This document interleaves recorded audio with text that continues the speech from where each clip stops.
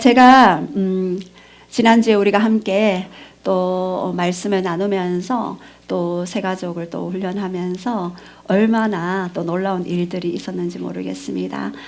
말씀이 우리를 살리고 또 말씀이 영이니 이 영이신 이 말씀이 우리와 함께 역사하니 예수님이 내 안에 내가 예수님 안에 있으니 우리는 많은 열매를 맺을 수밖에 없는, 그래서 말씀과 함께 동행하는 삶을 되어지는 것, 말씀은 영이시니 영 안에 있으면 우리는 그냥 우리의 노력과 행위로가 아닌 그냥 되어지는 역사를 많이 경험하구나를 우리가 봅니다. 예레미야 23장 29절에도 내 말이 불같지 아니하냐, 내 말이 부서떨어지는 방망이 같지 아니하냐. 그래서 하나님의 그 말이 불이요 바위를 부서뜨리는 방망이래요.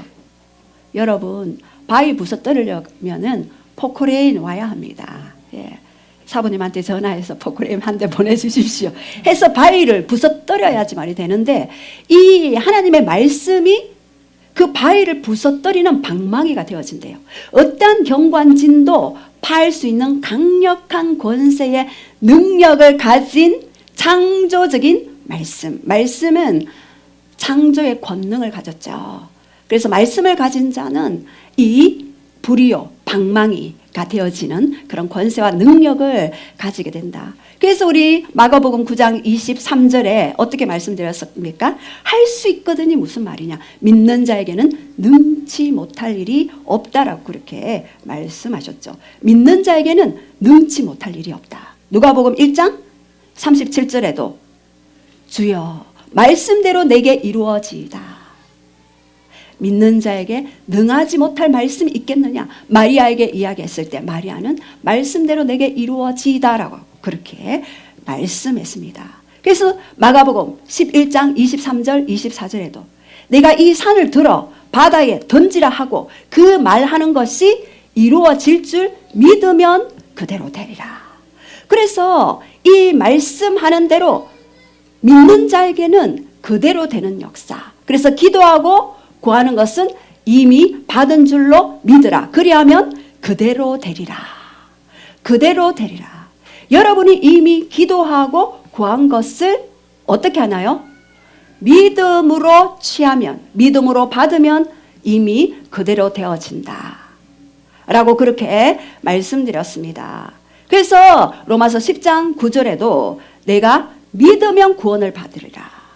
그리고 요한복음 11장 말씀에도 네가 믿으면 나의 영광을 보리라 라고 그렇게 말씀하셨습니다. 그래서 이 말씀을 우리가 믿음으로 받을 때, 그리고 그 말씀을 이미 내 안에 이루어진 걸로 받을 때 이 땅에서 그대로 되어지는 역사. 그래서 우리가 이 믿음은 영계에서 이미 이루어진 것을 바라보는 것, 그리고 어떠한 의심이나 어떠한 흔들림 없이 그것을 나의 말씀으로 받을 때 이 땅에 그대로 재현되어지는 것. 그래서 이 땅에 재현되어지는 것이 먼저입니까? 아니면은 영으로 그 말씀이 이루어진 것을 먼저 보는 것이 먼저입니까? 예. 여러분, 먼저 보는 것이 바로 믿음이죠. 그래서 믿음은 바라는 것들의 실상이요 보이지 않는 것들의 증거라고 그렇게 말씀하셨죠.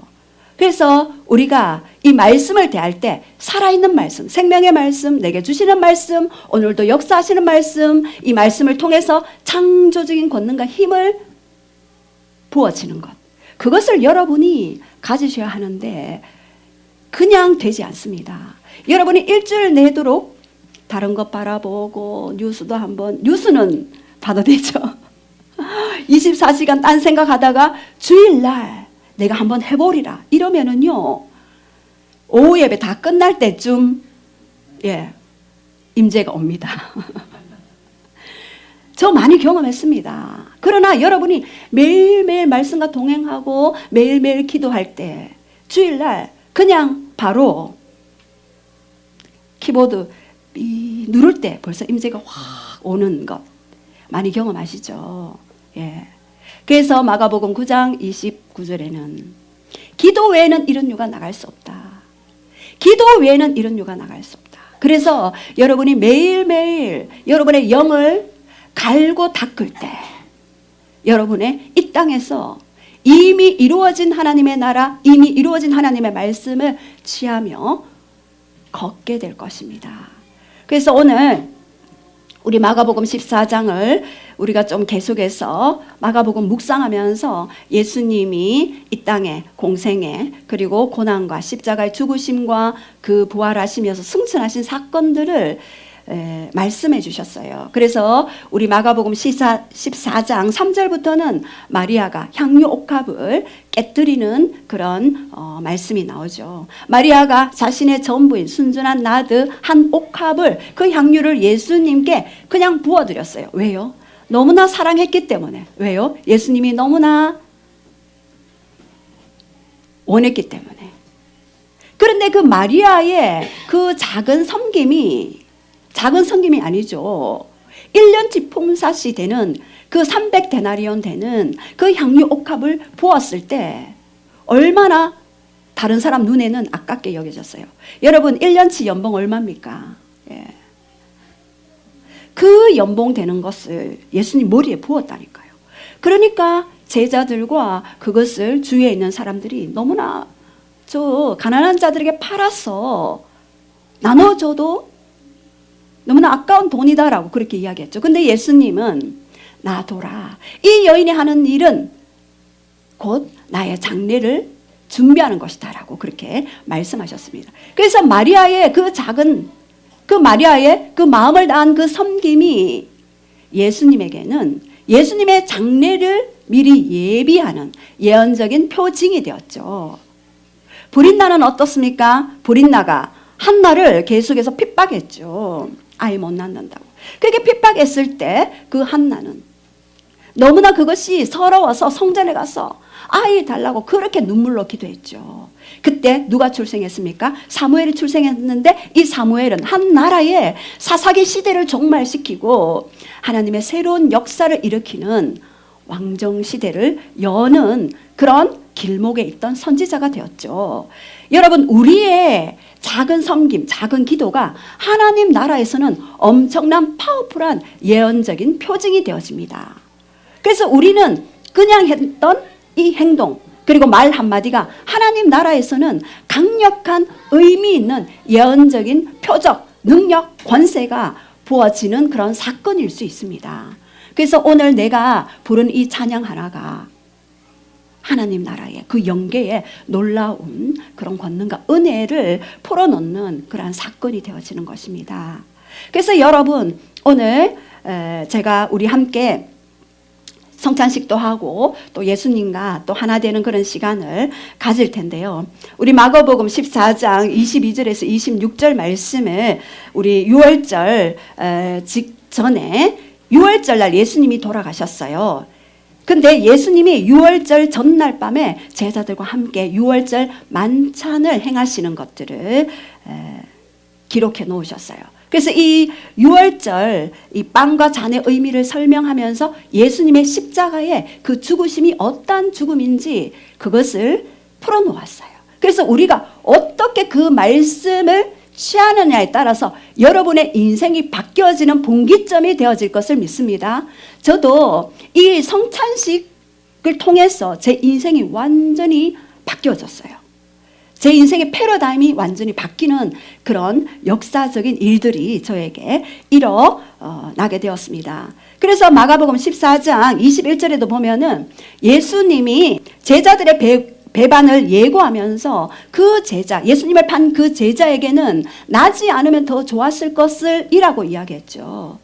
그런데 예수님이 말씀하시기를 인자는 기록된 대로 가려니와 이렇게 말씀해 놓으셨어요. 그래서 인자는 기록해 놓은 대로 말씀이 기록해 놓은 대로 예수님이 죽으시고 부활하셨던 그 사건을 말씀하십니다. 그래서 하나님이 말씀하셨고 예수님은 그 말씀을 이루시고 성취하시고 기록된 대로 가려니와 성령님은 그 말씀을 이루시기 위해 이 땅에서 계속해서 활동하시는 분이십니다. 그래서 예수님이 마가복음에 이렇게 보면은요, 예수님의 삶의 일정표가 있어요. 우리 오전에는 어떻게 했죠? 시작. 회당에서 가르치심, 귀신을 쫓아내심, 말씀의 권능. 예, 말씀을 가르치는 것이 서기관과 바리새인 같지 않고 권세와 능력이 있었다라고 말씀하셨어요. 점심 때는요. 베드로의 집에서 식사하심. 장모의 열병을 고치심. 예, 늦은 오후에는요. 각종 병든 자를 고치심.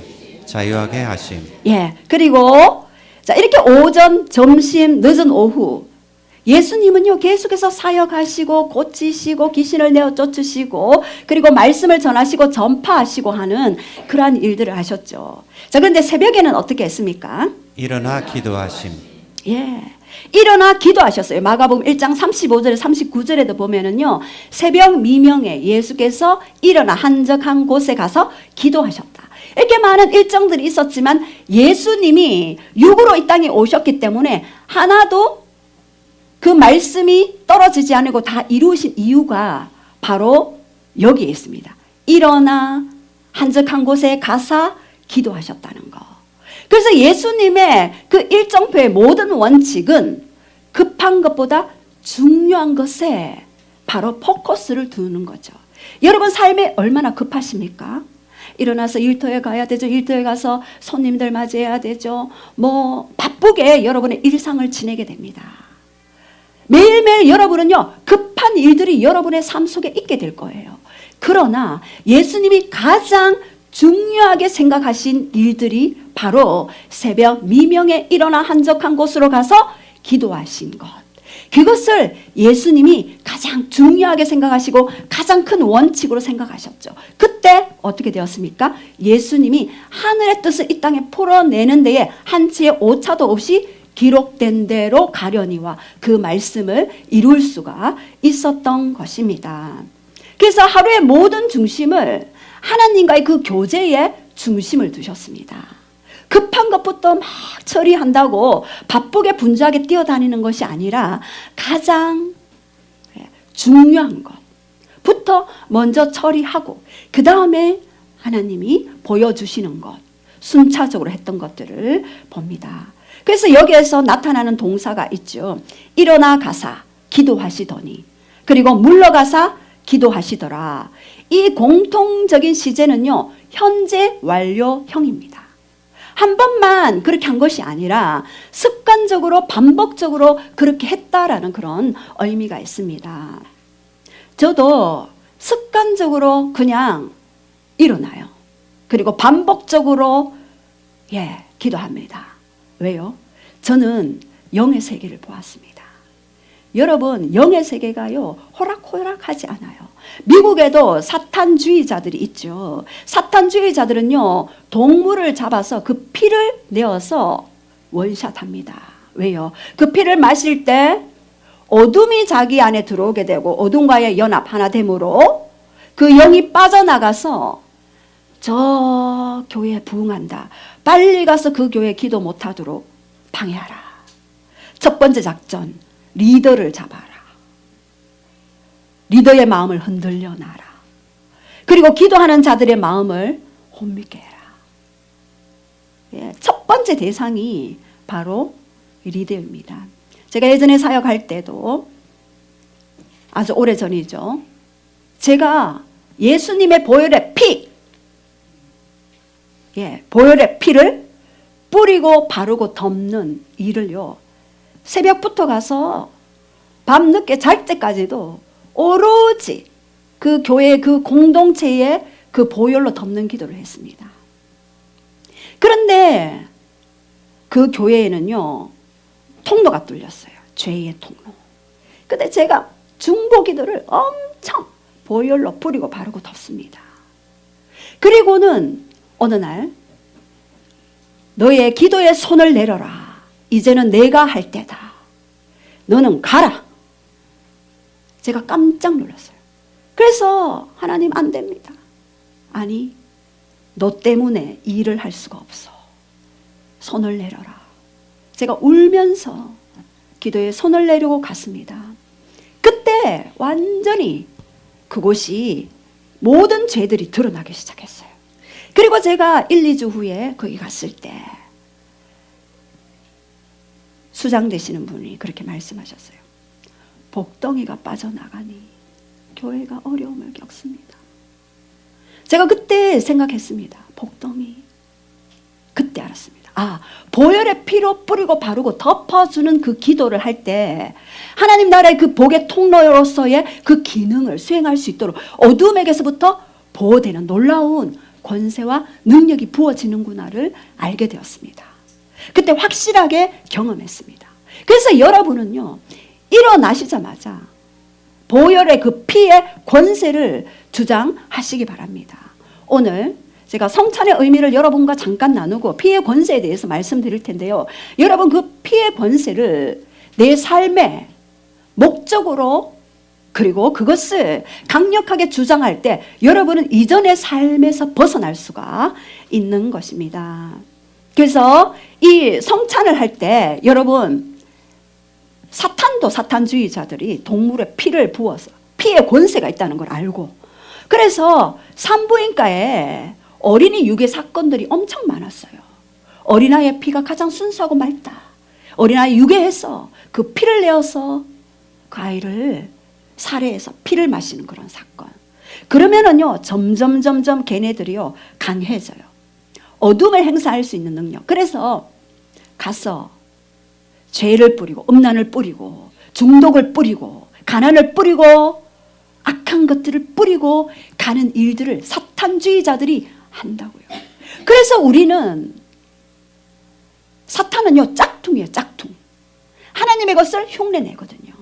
근데 우리는 하나님의 그 말씀과 그 피의 권세가 어떠한 것임을 알고 우리가 하나님과 예수님과 하나 되어서 우리는 더 큰 하나님의 창조적인 권능을 이 땅에 풀어놓는 그런 귀한 복의 통로로 서기를 원합니다. 자, 우리 한번 선포할게요.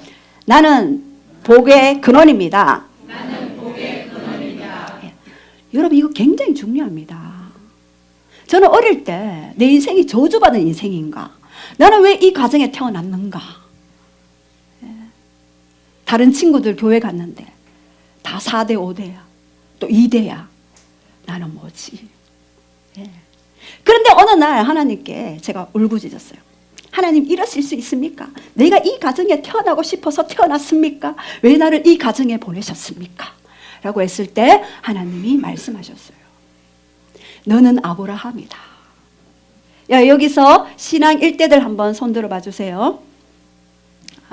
신앙 1대셨어요? 저는 한 2, 3대, 4, 5대 됐는 줄 알았네. 예, 신앙 1대들 걱정하지 마십시오. 아브라함입니다. 예, 복의 통로, 복의 근원. 예. 모든 복이 그로부터 시작된다. 그러나 신앙 4, 5대도 걱정할 거 없습니다.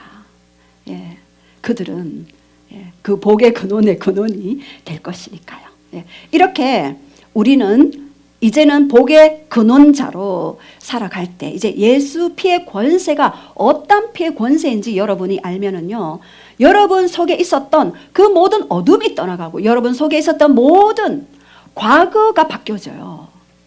제가 사역을 하면서 과거도 바꾸는구나를 알 수 있었어요. 왜요? 인식을 바꾸면, 생각을 바꾸면 과거도 바꿔지는 거예요. 여러분 과거에 어려웠던 거, 아팠던 거, 고통스러웠던 과거의 부정적인 감정들이 남아있어서 부정적인 것이 무의식 중에 남아있어서 계속해서 부정적인 기대감을 가지고 있고 그리고 부정적인 기대감은 부정적인 환경을 끌어당겨요. 인간이 얼마나 위대한 존재인지 아십니까? 여러분이 생각하는 대로 그 환경이 끌려와요. 놀랍습니다. 그렇다면 우리가 어떻게 해야 할까요? 이 생각을 내 말이 불이요, 내 말이 방망이요. 예. 지금 불나가고 있죠. 예. 영의 눈이 열린 사람들은 보게 될 것입니다. 어떤 분이 그런 얘기 하더라고요. 목사님 설교하실 때 큰 천사가 뒤에 서 있는 거 봤어요 라고 하는 분이 계셨고 새가족 청년이 왔는데요. 계속 이렇게 쳐다보는 거예요. 그래서 마치고 뭘 봤습니까? 저를 안 보고 왜 제 뒤를 보십니까? 이렇게 얘기했는데 큰 천사가 빛을 발하면서 거기 있어서 자기가 깜짝 놀랐대요.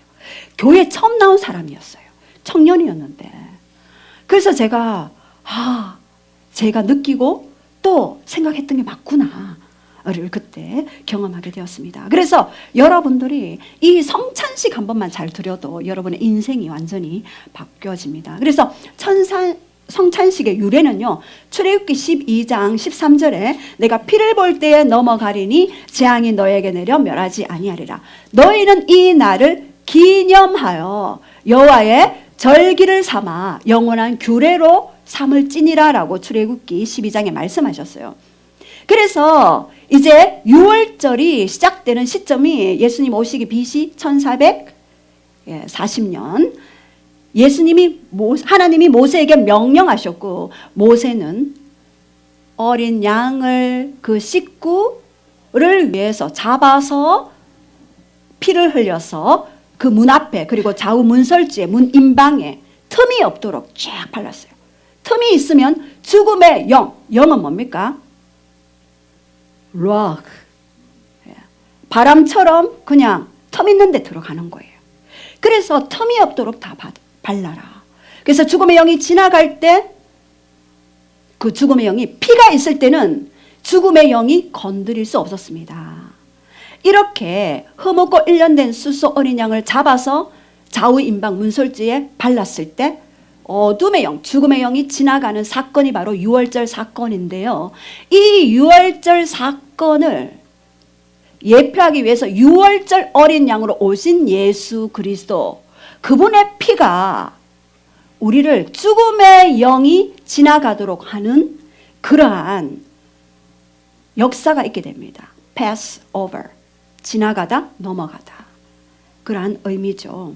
그래서 유월절, 모세시대 때 있었던 유월절 만찬은 바로 애굽의 종로로 타던 것에서 지나 넘어가 이제 하나님 나라의 백성으로 내가 서게 되었다 라고 말씀하는 것의 예표이고요. 그리고 유월절 만찬을 통해서 어린 양 예수 그리스도를 통해서 우리가 그 피를 먹고 마실 때는 바로 죄의 종로로 타던 우리가 사탄의 권세 아래에서 해방되어지고 자유케 되어지고 누릴 수 있는 그러한 자유에까지 오게 되었다라는 의미가 바로 유월절 만찬이며 오늘 성만찬 의식이 되어지는 것입니다.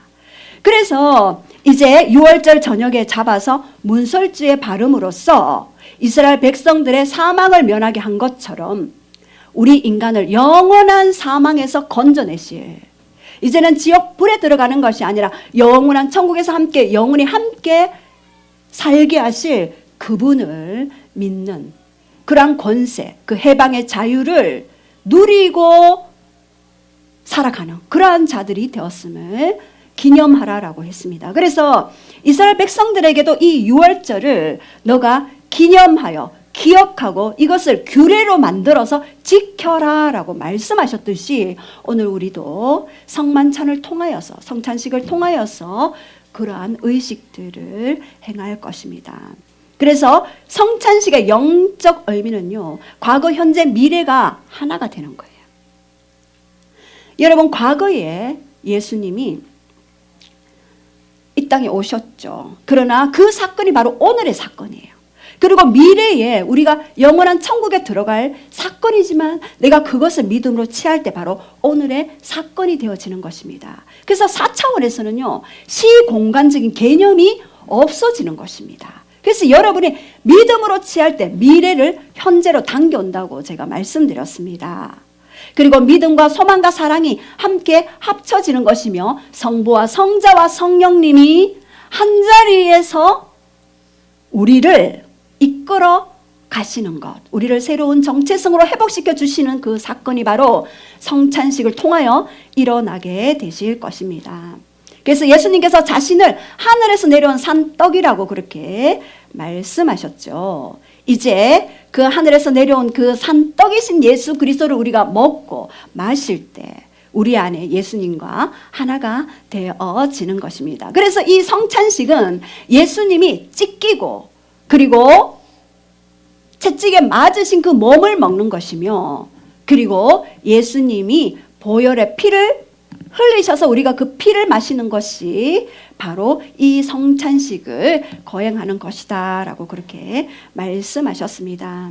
그래서 고린도전서 10장 16절을 우리 한번 선포하시겠습니다. 시작.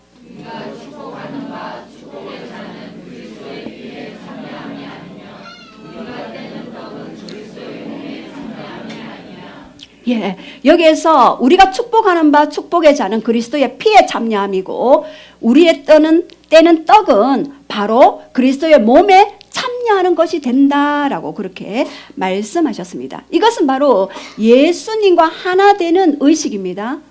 그가 내 안에, 내가 그 안에 될 수 있는 것을 상징적으로 표징적으로 드러내는 것이 바로 성찬식입니다. 그래서 빵은 예수님의 찢기신 살을 먹는 것이고 피는 예수님의 흘리신 보혈을 마시는 것.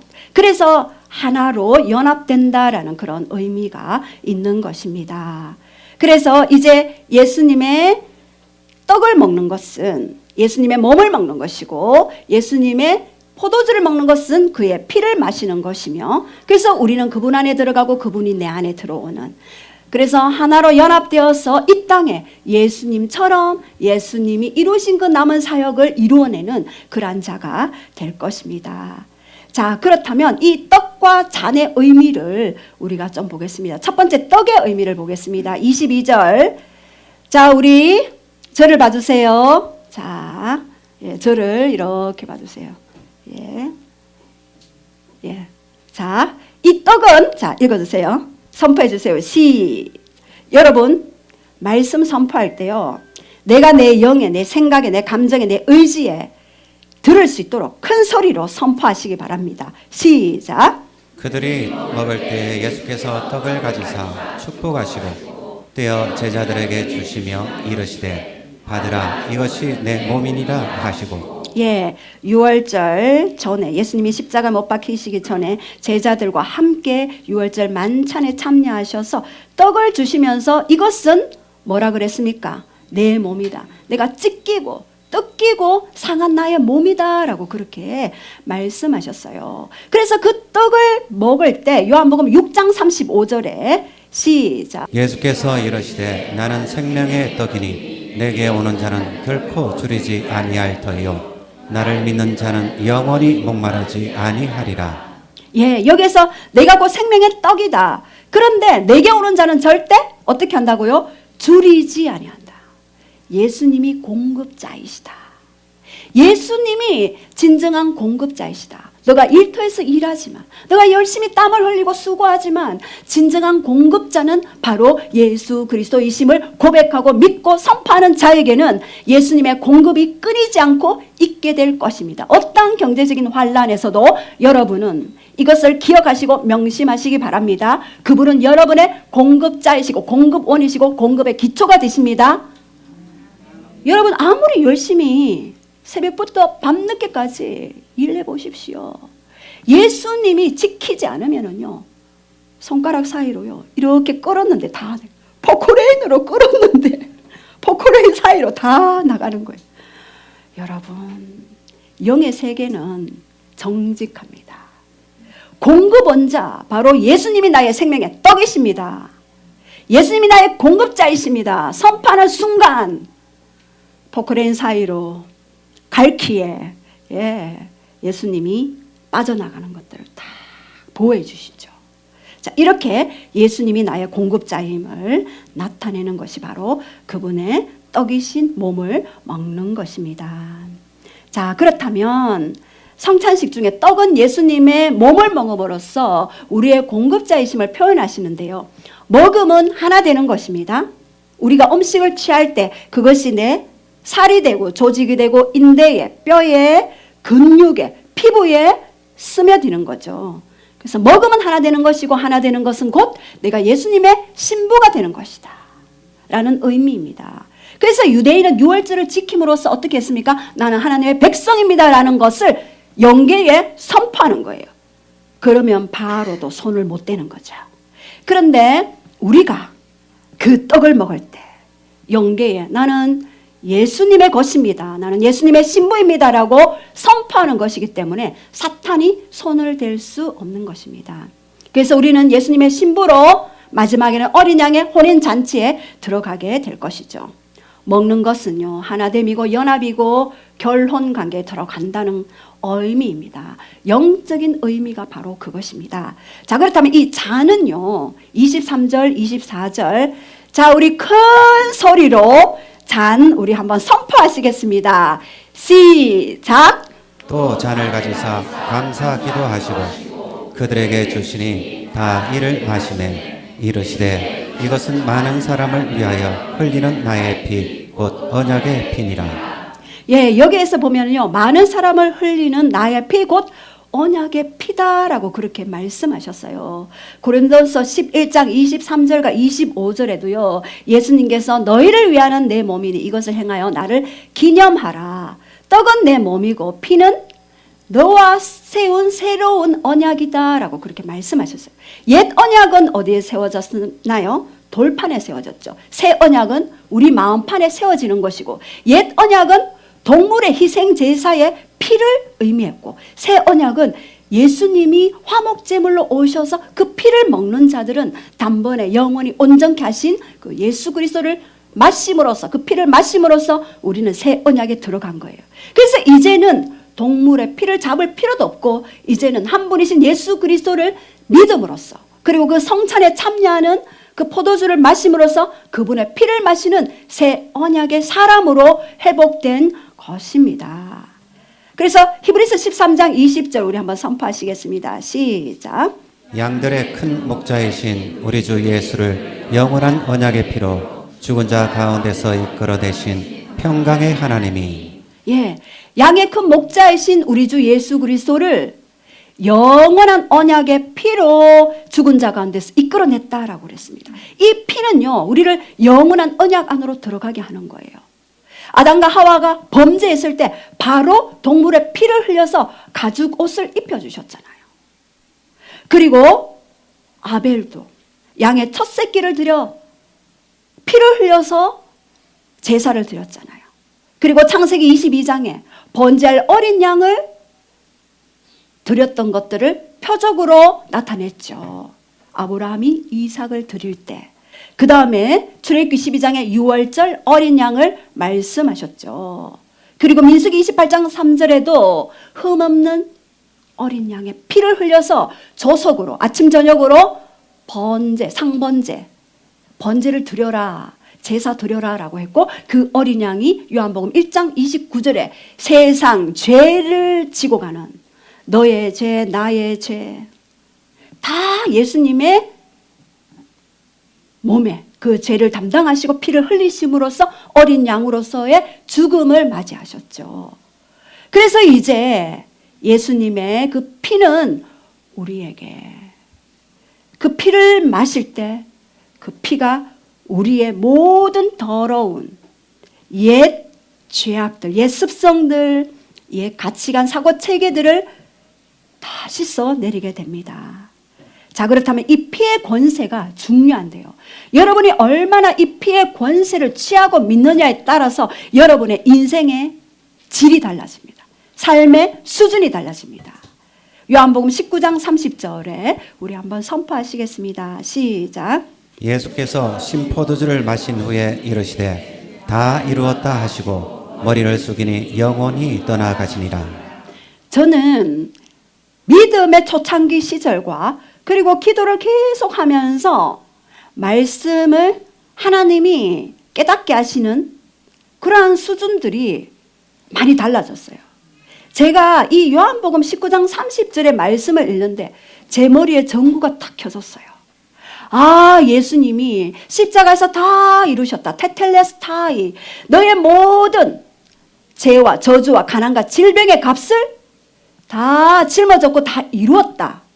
이것은 바로 과거의 사건도 아니며 미래의 사건도 아니며 바로 현재의 사건이구나 를 알게 되었습니다. 그래서 그 값이 지불된 그 사건은요, 바로 우리를 신부로서 받아주시는 그러한 사건이며 바로 우리에게 오늘 현재적인 사건으로 여러분이 받으셔야 합니다.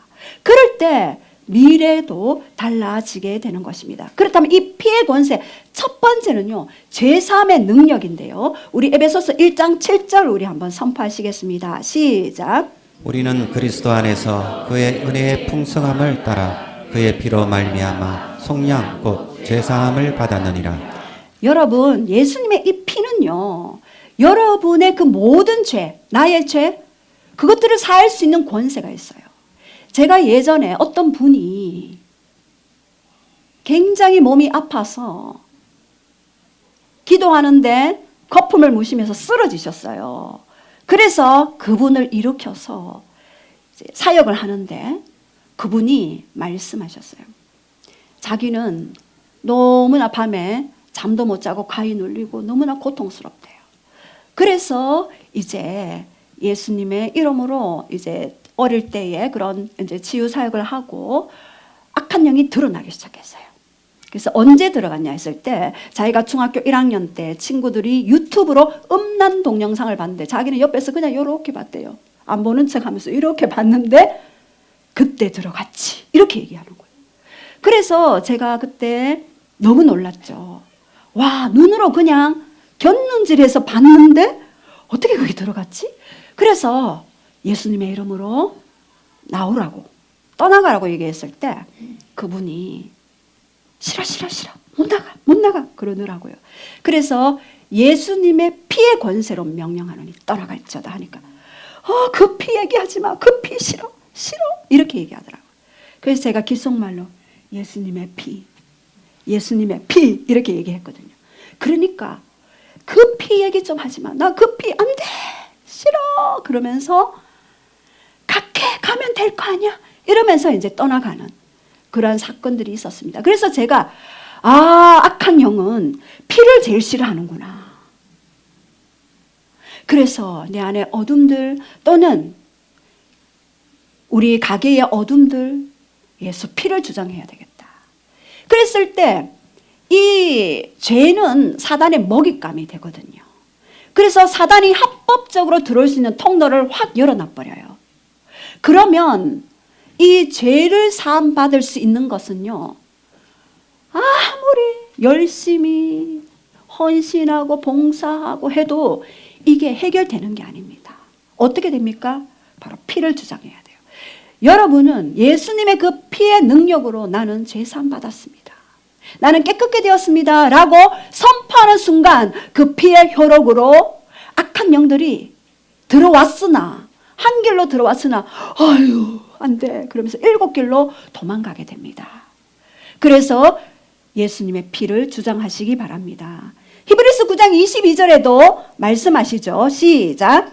율법을 따라 그의 모든 물건이 피로써 정결하게 되나니 피 흘림 없은즉 사함이 없느니라. 피로써 정결케 되어진다. 그리고 히브리서 9장 12절에도 시작.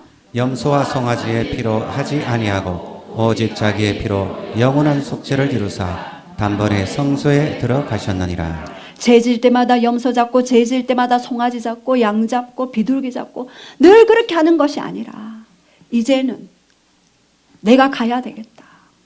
내가 어린 양으로 이 땅에 가야 되겠다. 그래서 예수님이 스스로 자기 자신을 찢어버리셨잖아요.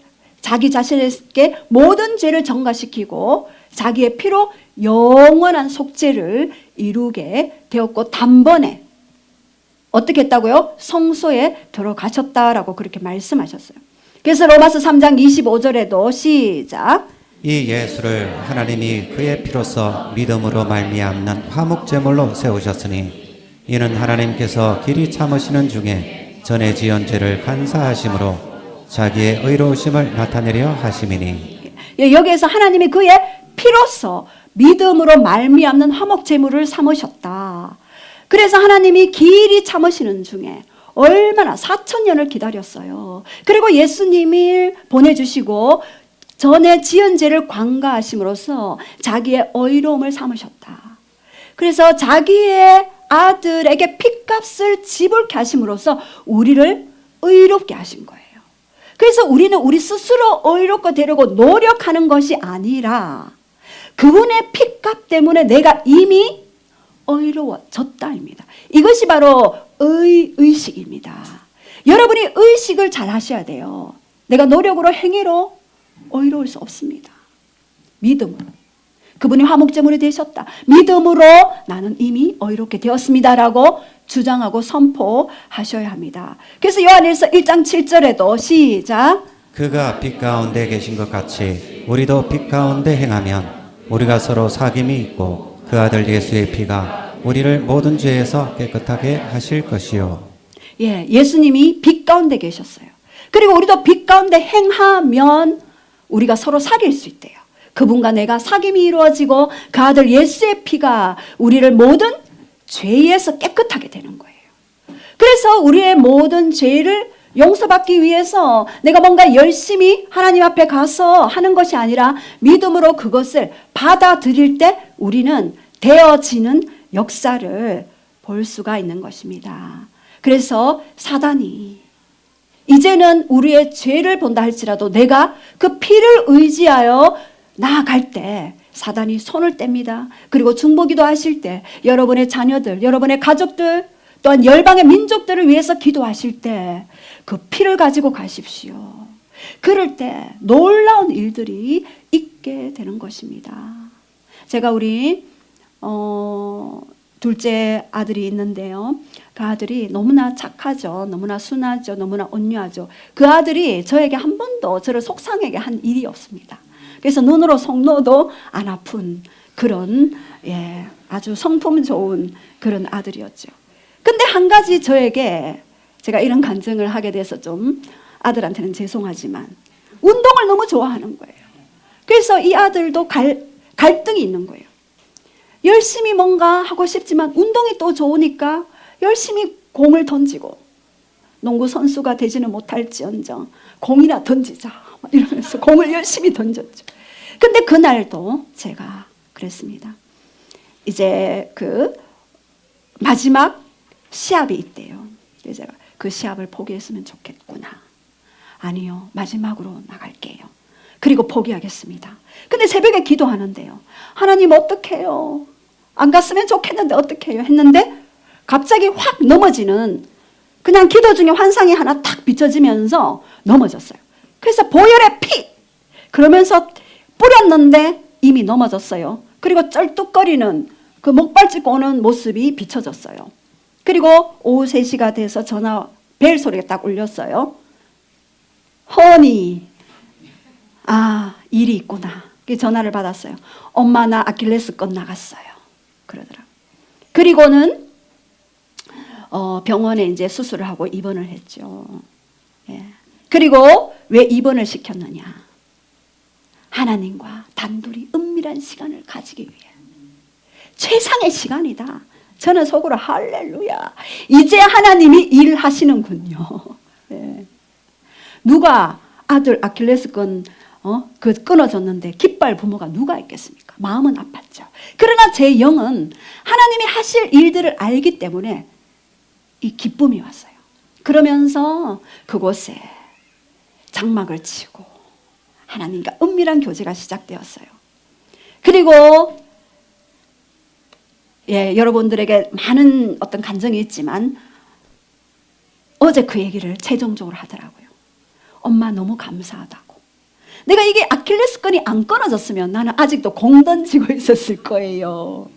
그러나 이제 진짜 하나님과 더 깊은 교제가 뭔지를 이제껏 많은 교제를 했지만 진짜 이제 더 깊이 나아갈 수 있는 그런 길이 열린 것 같아요. 너무 감사해요.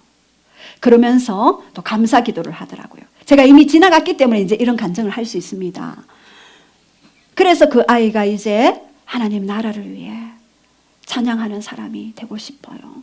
하나님을 경배하는 경배자가 되고 싶어요. 아니 너는 이미 경배자가 아니었니? 더 깊이 경배하고 싶어요. 그래서 밤낮 없이 경배를 하는 그러한 부분들을 보았습니다. 이제 예수님의 그 피의 능력만이 우리를 새롭게 할 수 있는 줄 믿습니다. 자, 두 번째 예수님의 이 피는요 화평의 능력입니다. 골로새서 1장 20절 시작. 그의 십자가의 피로 화평을 이루사 만물 곧 땅에 있는 것들이나 땅 하늘에 있는 것들이 그로 말미암아 자기와 화목하게 되기를 기뻐하심이라. 예, 십자가의 피로 이제 화평을 이루었대요. 여러분, 첫 번째는 하나님과의 관계. 죄로 말미암아 끊어진 하나님 관계 화평을 이루죠. 그 다음에 사람과의 화평이 이루어집니다. 여러분, 사람과의 관계 화평 이루기 정말 힘듭니다. 제가 평생 화평치 못한 가정을 보았거든요. 화평이 뭔지 모르는 가정에서 제가 자랐습니다. 그래서 이 화평이 어떻게 오는지를 몰랐죠. 그런데 이제 치유를 알고 이 피의 권세를 알고 사람과 사람과의 관계의 화평이 무엇인지를 깨닫게 되었습니다. 그리고 최종적으로 피조 세계와의 관계의 화평이 이루어지는 것입니다. 하나님과의 관계의 화평이 끊어지니까 땅도 가시와 엉겅퀴를 내지 않습니까? 여러분 땀 흘리는데 여러분 소득이 가시와 엉겅퀴다. 그러면은 먼저 모든 것들을 두고 생업을 포기하라는 게 아니고요. 먼저 하나님께 가서 그 화평의 관계를 주장하시기 바랍니다. 뭘로요? 피로. 예수 그리스도의 피로 이미 우리는 화평의 관계가 이루어졌습니다. 그리고 사람과의 화평, 피조 세계와의 화평이 이미 이루어진 것들을 여러분 주장하시기 바랍니다. 그리고 세 번째, 또 응답의 능력이 이 피로 말미암아 있게 됩니다. 로마서 5장 9절 시작. 그러면 이제 우리가 그의 피로 말미암아 의롭다 하심을 받았으니 더욱 그로 말미암아 진노하심에서 구원을 받을 것이니. 예, 우리는 그의 피로 말미암아 의롭다 하심을 받았으니. 여러분, 의인 되는 것이 뭘로 된다고요? 피로 된대요. 여러분이 열심히 뭔가 와서 많이 봉사하는 거 뭐 중요하겠지만 그것보다 더 중요한 것은 우리의 의로움은 그의 피로 된다. 그리고 의인에게 주어지는 혜택이 있습니다. 뭡니까? 야고보서 5장 16절 시작. 그러므로 너희 죄를 서로 고백하며 병이 낫기를 위하여 서로 기도하라. 의인의 강구는 역사하는 힘이 금이니라. 피로 의인이 되니 의인의 강구는 역사하는 힘이 크다라고 그렇게 말씀하셨습니다. 여러분, 그 피의 권세, 내가 의인이 아니다라고 의심이 됩니까? 그 피를 주장하십시오. 사단의 송사에 넘어가지 마십시오. 의인의 강구는 역사하는 힘이 큽니다. 그래서 피는 의인을 만들어내고 의인은 역사하는 힘이 크게 만들어내는 제조기입니다. 예. 자, 그리고 네 번째, 지성소로 들어갈 능력입니다. 히브리서 10장 19절 시작. 그러므로 형제들아 우리가 예수의 피를 힘입어 성소에 들어갈 담력을 얻었나니. 예, 여기에서 보면은 예수의 피를 힘입어 성소에 들어갈 담력을 얻었나니. 우리가 지성소로 들어가는 것은요, 이 성소의 톤하기온 레위 계열의 대제사장이 1년에 단 한 번 동물의 피를 가지고 지성소에 들어갔는데, 이제는 화목하게 하신 예수 그리스도 그분이 그의 피로 말미암아 우리가 이제는 땅의 장막이 아닌 하늘의 장막에 들어갈 수 있는 담력, 권리, 권세, 이러한 것들을 얻었다라는 그런 의미입니다. 이제는 구약에서는 1년에 한 번만 들어갈 수 있는 그 지성소를 우리는 매일 예수 그리스도의 피로 말미암아 수시로 24시간 들어갈 수 있는 그런 특권이 신약의 성도들에게 또 우리에게 주어졌음을 선포합니다. 그래서 우리는 이제 새 언약 아래에 있는 자이다. 그리고 다섯 번째, 승리의 능력입니다. 계시록 12장 11절 시작. 또 우리 형제들이 어린 양의 피와 자기들이 증언하는 말씀으로써 그를 이기었으니 그들은 죽기까지 자기들의 생명을 아끼지 아니하였도다. 예, 여러분들이 어린 양의 피 증언하는 말씀으로써 그를 이겼다. 여기서 그는 누굽니까? 짐승이요, 짐승. 적그리스도, 마지막 적그리스도의 통치가 일어나고 어둠의 짐승들이 풀어졌을 때에 누구 때문에? 그리스도의 피 때문에 나는 승리했습니다. 그래서 여러분 학교에서 누군가 괴롭게 합니까? 일터에서 누군가 계속해서 힘들게 합니까? 예수의 피를 뿌리고 바르고 주장하십시오. 그러면 모든 송사의 영이 고개를 떨굽니다. 그 송사에 그 악한 영들이 떠나가게 되는 것입니다. 언제까지요? 될 때까지. 그리고 내가 피를 바르고 뿌리고 덮었어요. 그런데 증언하는 말씀이 계속해서 안 된다, 못한다 이렇게 하면은요, 하나님이 주려고 했다가 다시 우리가 부정적인 말로 인해서 다시 오지 못하고, 응답이 오지 못하고, 또 피로 말미암아 가려고 하셨다가 또 우리가 부정적인 말 때문에 오지 못하시고. 제가 예전에 사부님이 너무너무 힘든 시즌이 있었어요. 근데 하나님 왜 안 됩니까? 라고 했을 때, 제가 그렇게 기도 많이 하잖아요. 근데 왜 안 됩니까? 라고 했을 때, 너의 증언하는 말 때문이다. 너는 환경을 말하고 있다. 너는 현실을 말하고 있다. 어떤 사모님이 기도받으러 오셨어요. 자기는 너무 힘들대요. 개척했는데 성도가 몇 명도 없고, 애는 너무너무나 고통스럽고, 남편은 이제 나는 목회 다 때려치우고, 네, 어떻게 할까요? 기도받으러 오셨어요. 그래서 기도를 하는데, 자기는 기도를 너무 오래 한대요. 많이 한대요. 아침, 점심, 저녁 다 한대요. 밥만 먹고 기도만 한대요. 근데 왜 안 되나? 기도하는데 부정적인 언어라는 단어가 탁 왔어요. 그래서 혹시 사모님 부정적인 언어를 가니까 맞습니다. 제가 남편한테 당신은 그렇게밖에 못해요 하고 늘 쪼았대요. 그러니까 이 모든 게 묶여버리는 거예요. 안 되는 거예요. 그래서 제가 그때도 이 증언하는 말씀, 피도 중요하지만 우리가 증언하는 말씀이 승리케 하는 원동력이 되는구나. 그래서 이 언어를 하나님의 말씀으로 대언하고, 그렇게 했을 때 승리의 근원이 되는 것임을 믿습니다. 그래서 이제 예수님의 그 피로서 죽음에서 우리는 부활되었고, 우리는 가난에서 부유하게 되었고, 우리는 저주에서 축복으로 바뀌게 되었고, 우리는 질병에서 건강으로 이미 오게 되었습니다. 모든 것이 실제적인 교환이 십자가에서 그 피의 권세로 말미암아 이루어진 것임을 우리가 선포하시기 바랍니다. 자, 그렇다면 우리가 지금 결론을 잠깐 살펴보고요. 우리가 성찬식을 가지겠는데요. 자, 우리 결론 한번 읽어주세요. 시작. 성찬의 의미, 떡과 잔의 의미, 피의 권세, 값을 지불되었다. 죄사함의 능력, 화평의 능력, 음납의 능력, 지성소로 들어갈 능력, 승리의 능력. 자, 우리 성찬식을 할 것입니다.